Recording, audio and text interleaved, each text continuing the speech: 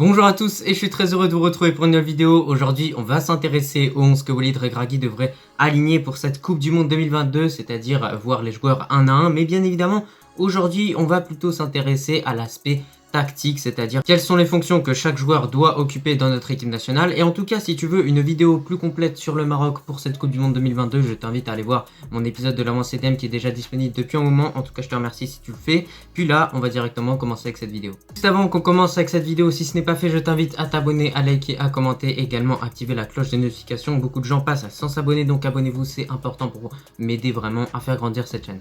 Juste avant qu'on commence à s'intéresser au 11 en lui-même, on va bien évidemment revenir un petit peu sur l'effectif pour notre équipe nationale. Et déjà, on a un gros point positif, c'est tout simplement qu'on a un effectif qui est très garni avec beaucoup de joueurs de qualité évoluant dans les 5 grands championnats. Et ça, croyez-moi, je pense que le Maroc, ça fait un moment qu'on n'a pas eu un effectif aussi compétitif, j'ai envie de vous dire. Pour moi, c'est le meilleur effectif que le Maroc n'a jamais eu dans son histoire. Dites-moi en tout cas ce que vous en pensez en commentaire, mais franchement, on a un effectif de fou. Pour ce mondial 2022, le Maroc devra malheureusement faire sans 3 joueurs qui sont quand même importants. Louza, Massina et Tissoudali, les 3 sont blessés et donc forfait pour cette Coupe du Monde 2022. Maintenant pour le 11, première donnée à prendre en compte, c'est qu'on connaît vraiment ce 11 à 90%. Bien évidemment, il n'est pas formé à 100%, donc il peut y avoir des changements, il peut y avoir des surprises de la part de Walid Regragui, mais dans l'ensemble, ça restera un 11 qui reste proche du 11 qu'on a pu voir contre le Chili ou bien contre le Paraguay. Donc bien évidemment, il faut prendre ça en considération. On commence au poste de gardien et là il n'y a pas de réel débat, ça devrait être Bounou qui devrait être aligné à ce poste là étant donné qu'il sort de bonnes performances avec le FC Séville et en équipe nationale. Je vais pas trop m'étaler sur Bounou étant donné qu'il y a des choses plus intéressantes à voir dans cette vidéo. Néanmoins on peut toujours citer sa 9ème place au Trophée Copa et ça croyez-moi franchement j'en suis fier en tant que Marocain que Bounou ait fini 9ème. Pour cette composition, on continue maintenant avec les latéraux qui auront un rôle majeur pour notre équipe nationale, tout simplement Hakimi à droite et Mazraoui à gauche. Logiquement, ça devrait se présenter comme ça pour cette Coupe du Monde 2022. Et bien écoutez, c'est deux joueurs qui sont très intéressants parce qu'on a deux joueurs qui sont rapides, deux joueurs qui sont bons en dribble, deux joueurs qui vont apporter beaucoup au niveau des centres et surtout deux joueurs qui vont apporter beaucoup offensivement. Mais justement, c'est ça le problème, c'est que s'ils apportent trop offensivement, derrière, il faudra vite revenir défensivement parce qu'en face, clairement, on a des équipes qui vont très vite. De façon générale, cette paire Hakimi-Mazraoui est pour moi la meilleure paire de latéraux du mondial. Je sais pas ce que vous en pensez, dites-moi en commentaire, bien évidemment. Comme d'habitude, réagissez à cette vidéo tout au long de celle-ci, bien évidemment. Ils vont beaucoup apporter offensivement, mais attention à ne pas négliger les tâches défensives qu'il faudra faire pour éviter de laisser des espaces aux équipes adverses. On continue dans cette défense et là il n'y a pas réellement de questions à se poser au niveau de la charnière centrale. On devrait voir Aguerd avec Saïs, c'est tout simplement logique. Logiquement ça devrait être ces deux-là qui devraient être alignés. Bon après attention pour Aguerd, il y a quand même de la concurrence avec Achraf Dari. Après, vraisemblablement, ça devrait être Capitaine Saïs et Aguerd qui devraient être alignés, étant donné que Capitaine Saïs continue de taffer du côté de Beşiktaş, même si c'est pas incroyable ce qu'il fait. Et de l'autre côté, on a Aguerd qui commence à revenir petit à petit avec West Ham, mais en tout cas, il va falloir que ça se fasse vite, qu'il revienne vite au top, étant donné que la Coupe du Monde arrive, et nous, on veut voir un Aguerd en forme, on veut voir le Aguerd qu'on a vu lors de la CAN 2021, le Aguerd qu'on a toujours vu en équipe nationale, c'est-à-dire le Aguerd qui ne fait pas d'erreur, qui va très vite, qui est très performant, qui fait des bonnes interceptions et franchement quand on voit ce Aguerd là, franchement on a l'impression que le Maroc est imprenable. On continue dans cette composition et je ne l'ai pas précisé mais on est dans un 4-2-3-1, dispositif qui a d'ailleurs été utilisé par le Maroc lors de cette Coupe du Monde 2018. Au final ça nous a permis d'être solide défensivement et offensivement d'être plutôt bon.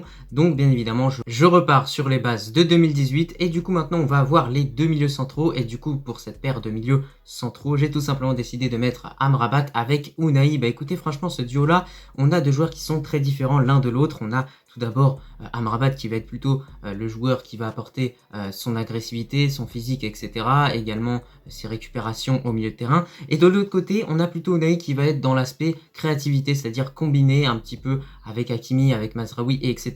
Et pour moi, franchement, ce mélange-là peut vraiment former quelque chose de très bon pour notre équipe nationale. En tout cas, dites-moi ce que vous en pensez en commentaire. Mais pour moi, ce duo Ounahi-Amrabat peut vraiment faire mal. Donc d'un côté, on a l'aspect défensif avec Amrabat et de l'autre, l'aspect un peu plus offensif avec Ounahi et sa créativité. Ounahi, c'est également un très bon dribbleur en Ligue 1.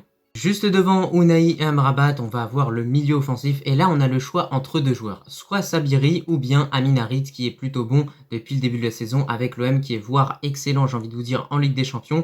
Et ben écoutez, j'ai décidé d'aligner Sabiri tout simplement parce que le gars a marqué les esprits dès ses débuts avec notre équipe nationale avec un but dès les premières minutes sous notre maillot, donc franchement on espère que ça va continuer pour Sabiri, mais en tout cas ce qui est très intéressant avec ce joueur, c'est sa capacité à délivrer des transversales de qualité, mais également sa capacité à frapper de loin. On l'a vu, que ce soit du pied droit ou du pied gauche, il est capable d'allumer. Autre point qui nous conforte sur le fait que ça devrait être Sabiri qui devrait être aligné en tant que titulaire, c'est tout simplement qu'on a Regragui qui a l'air d'avoir bien aimé le profil de Sabiri, et donc bien évidemment s'il aime bien Sabiri, c'est logique qu'il le mette en tant que titulaire. Et de l'autre côté justement pour Amin Harit, ok, à l'OM, il est excellent, mais en équipe nationale quand même, on l'a vu contre le Paraguay, il sait beaucoup marcher dessus avec les ailiers, et donc ça peut poser problème pour le futur pour Amin Harit. Donc bien évidemment, s'il se marche dessus avec les ailiers, bien évidemment, il ne sera pas aligné en tant que titulaire.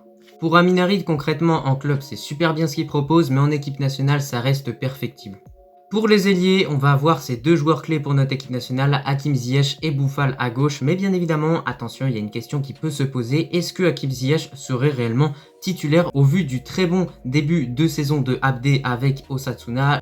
Je vous rappelle qu'il est prêté par le FC Barcelone à Osasuna et que depuis le début de la saison, franchement, le gars, il est juste incroyable. Il marque des buts, il fait des passes décisives, il dribble des défenses entières en Liga. Donc franchement, Abdé, on aurait pourquoi pas envie de le voir en tant que titulaire. Il y a des choses qui nous font dire qu'Abdé réellement pourrait tout simplement chipper la place d'Hakim Ziyech. Dites-moi ce que vous en pensez en tout cas de ce débat Ziyech ou bien Abdé sur le côté droit. Mais en tout cas, pour moi quand même, ça devrait être Hakim Ziyech étant donné qu'il a un peu plus d'expérience par rapport à Abdé. Il a déjà disputé cette Coupe du Monde 2018. Il sait à quel point parfois une équipe peut être solide défensivement. Un exemple, l'Iran. Après, ça n'empêche pas qu'Abdé peut avoir un rôle intéressant dans cette Coupe du Monde 2022 avec ce rôle de super sub, et surtout c'est un joueur qui a un potentiel de fou. J'ai envie de vous dire que Ziyech possède quelque chose que Abdé n'a pas forcément, c'est tout simplement sa capacité à tirer de loin. Voilà, j'ai envie de vous dire, sur le côté gauche, on a déjà Boufal qui est un très bon dribbleur, qui va vite, et etc.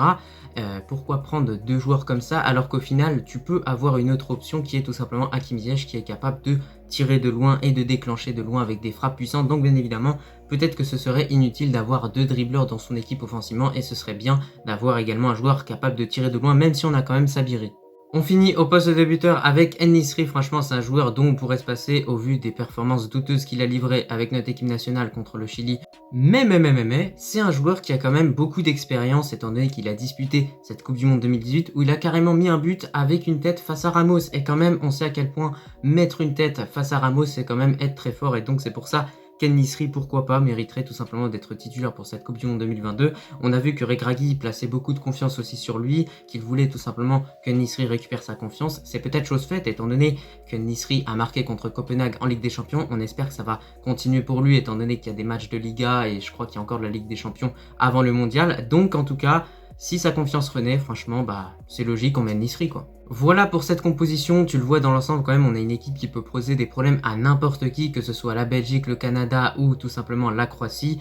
Très clairement déjà, la grosse force du Maroc va résider tout simplement sur les couloirs avec ce duo Hakimi Ziyech, Hakimi Unai. De l'autre côté, on a également Boufal Mazraoui. Franchement, ces joueurs-là vont être des joueurs clés très clairement pour notre équipe nationale durant cette Coupe du Monde 2022. Mais également, la solution peut venir de frappes lointaines avec tout simplement Sabiri ou bien Hakim Ziyech. Et également, ce qui peut être intéressant avec le Maroc, c'est que si on se fait presser haut, on a tout simplement Captain Size qui peut allonger sur En-Nesyri. Ensuite, on peut réellement récupérer les deuxièmes ballons à l'aide de Boufal, de Sabiri et de Ziyech pour ensuite se projeter vers l'avant. Mais surtout, la grosse force de cette équipe marocaine réside dans les contre-attaques qui sont quand même assez rapides. Il y a également une autre force que j'ai oublié de citer qui est tout simplement le fait qu'on a des joueurs marocains qui savent vraiment jouer en tiki-taka, qui savent trouver des combinaisons intéressantes entre Hakimi et Unai, entre Amrabat et Unai, de l'autre côté Mazraoui et Boufal. Franchement, ça peut combiner bien et derrière mener à des occasions. En tout cas, le problème que le Maroc ne rencontrera pas sûrement durant cette Coupe du Monde 2022, c'est le manque d'occasions. Je pense que logiquement, quand tu as Hakim Ziyech, quand tu as En-Nesyri et Boufal, ça devrait le faire. En tout cas, cette vidéo va prendre fin. Je te remercie si tu l'as regardée dans son entièreté. Et moi, je te dis tout simplement à la prochaine.